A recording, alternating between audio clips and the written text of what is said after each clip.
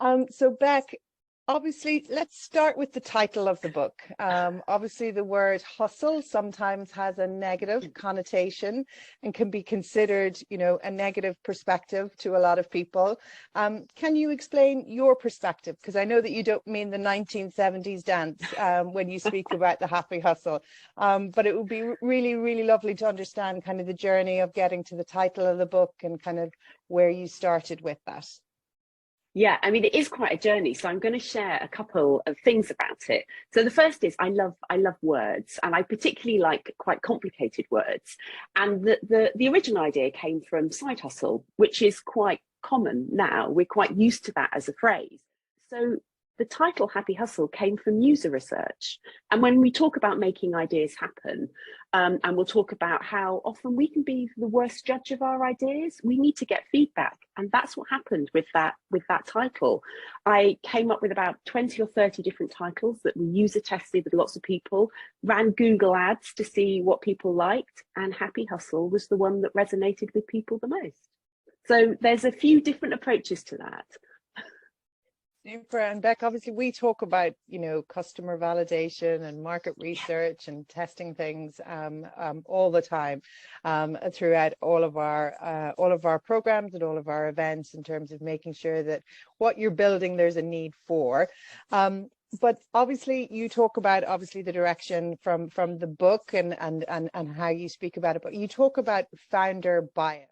I mean, we might have seen that often when you see people get given some feedback and they fight back and they go, oh, no, it's not like that. It's not like that. And it's like, actually, it's really hard as a founder to step back and listen, to take feedback and understand that other people can help you build a better idea. Yeah. And Beck, in the process, obviously, you talk about learning how to fail. So we go from happy hustle to learning how to fail, obviously, through the book. And it's really fascinating in terms of getting comfortable with failure. And it's hard sometimes, as you say, when you take that feedback, it's your baby. What you've started is, so close to your heart. And it's hard sometimes to take the feedback and build on it and move forward. But you talk about the process of failing and how that can benefit a founder. Can you give us your insights and thoughts on that? Yeah, absolutely. So, but one of the things that, for me, when I was reading How to Have a Happy Hustle and obviously knowing Beck and meeting Beck over time, it's that thought process of prototyping and, as you say, getting it out there, whether it's the Instagram, whether it's a website. Maybe you could, Beck, give some advice in terms of some, if you receive bad feedback on that prototype or on that iteration of your journey, how do you handle that? What's the advice there? Yeah, so the first thing to say is get comfortable with sharing your idea quite early, and by all means, practice telling your friends and family, because it's a good way to help you sort of articulate what you're doing, what value you're offering. Do tell your friends, down the pub, around the kitchen table, your family. Those sorts of things can help build your confidence. And again, it goes back to that idea of expertise and failure and practice.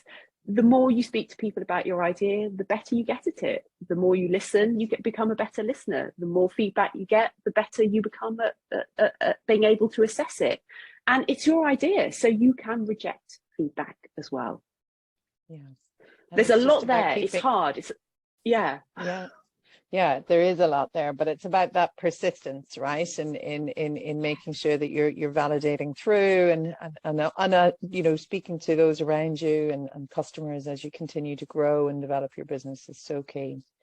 And obviously, back at the opening, I said you've now written a second book called Written: How to Keep Writing and to Build a Habit of a Lifetime. Which is a habit that lasts, not a lifetime, but hopefully it will last a lifetime after reading the book. And obviously there's lots of learnings in this book too. I was working with startup founders and there was no books by women on innovation, and it drove me mad. And I was being asked to talk and write and speak about this all the time. And it was one of those things where, people were asking for book recommendations. And it was frustrating not being able to say, here's some great books on how to make your ideas happen. So I kind of felt that that was like the problem I was solving. I thought, well, if no one else is going to write this book, I need to do it. And it was really hard. I had to do it as a classic side hustle. I had to set my alarm early and do it before I got on with my day job. The second book is the kind of the content of the business. It's the stuff that I have been interested in and passionate about my whole life. I'm kind of obsessed by this idea of creative persistence, really. How do we spend time on the things that we really care about when our lives are way too busy?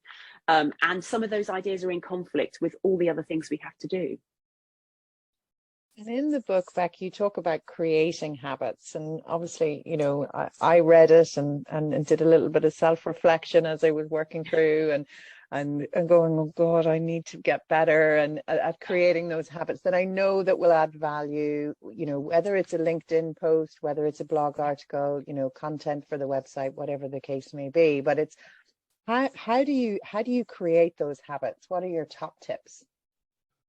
Yeah. Oh gosh. Oh, right. There's so many. So just in terms of work-life balance, Beck, in terms of, you know, the side hustle to, you know, growing the business to, you know, your own journey in terms of moving into finding your own business and obviously writing your books and everything.